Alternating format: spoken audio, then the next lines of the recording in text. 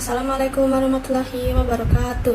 Saya Vita Dikorniata dari kelas 12 OTKP 2. Di sini saya akan membahas tentang loneliness in pandemic. Setiap individu pasti memiliki pandangan tersendiri terhadap suatu hal, termasuk pada rasa kesepian. Masing-masing individu dapat mengartikan kesepian dengan berbeda-beda, namun dalam psikologi, kesepian sering diartikan sebagai harapan akan hubungan sosial yang dijalani sekarang tidak sesuai yang diharapkan. Kesepian biasanya dicirikan dengan hubungan interpersonal yang lemah dan sulit untuk membangun hubungan interpersonal. Lalu, apa sebenarnya yang menyebabkan seseorang merasa kesepian pada masa pandemi saat ini? Ada dua hal yang dapat menjadi penyebabnya adalah kurangnya interaksi secara langsung. Karena kurangnya bertemu dengan orang secara langsung membuat kita lebih mudah merasa bosan di rumah dengan waktu yang terbilang cukup lama. Sama halnya seperti kita yang seharusnya belajar di sekolah, bertemu langsung dengan guru, dan bersosialisasi secara langsung dengan orang-orang yang ada di sekolah, tetapi karena adanya pandemi, kita dipaksakan oleh kondisi yang mengharuskan kita untuk tetap di rumah sehingga membatasi kegiatan sehari-hari kita. Yang kedua yaitu terlalu lamanya belajar secara online dan tidak ada tempat referensi untuk mengerjakan tugas selain di rumah.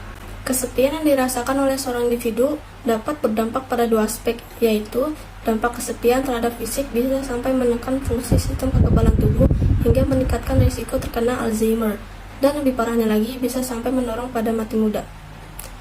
Jadi Alzheimer itu adalah gangguan pada otak yang mengakibatkan hilangnya kemampuan intelektual dan sosial seseorang. Penyakit ini tergolong sebagai penyakit progresif yang mengganggu fungsi mental seseorang seperti memori dan perilaku. Pada kesehatan mental, kesepian menempatkan kita pada risiko kecemasan dan depresi. Hal ini juga menyebabkan seseorang mengubah persepsi tentang dirinya, hidupnya, dan hubungan sosialnya secara lebih negatif. Kesepian bisa dirasakan pada setiap individu dengan perasaan tentunya berbeda-beda. Ada yang kesepian karena kesehariannya di rumah hanya sendirian jadi mudah merasa bosan. Ada juga yang mungkin merasa memang selalu kesepian karena sudah terbiasa melakukan suatu hal seorang diri, sehingga mereka punya segi persepsi sedikit berbeda dan membatasi hubungan sosialnya dengan orang lain. Lalu bagaimana cara mengatasi kesepian yang ada dalam kehidupan kita pada kondisi saat ini? Yaitu yang pertama, terima kenyataan situasi. Mengakui kenyataan yang tidak menyenangkan dapat membantu mengurangi stres dan memungkinkan kamu memikirkan cara terbaik untuk bergerak maju.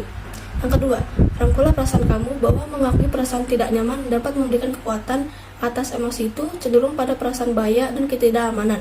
Yang ketiga, jangan berpikir tentang perasaan sebagai positif atau negatif, karena perasaan dapat mewakili bagaimana kamu terhubung dengan lingkungan dan menandakan tindakan apa yang harus diambil untuk membuat diri sendiri nyaman. Yang keempat yaitu perhatikan bagaimana kesepian dapat bermanifestasi dalam sensasi fisiologis seperti detak jantung yang meningkat. Mengenali sensasi yang mengkhawatirkan pada saat itu dan membiarkannya lewat dapat membantu menetralisirnya. Yang kelima yaitu gunakan waktu di rumah sebagai kesempatan untuk lebih mengenal dan memahami diri sendiri di luar diri kamu saat berinteraksi dengan orang lain. Sekian dari saya, kurang lebihnya mohon maaf. Wassalamualaikum warahmatullahi wabarakatuh.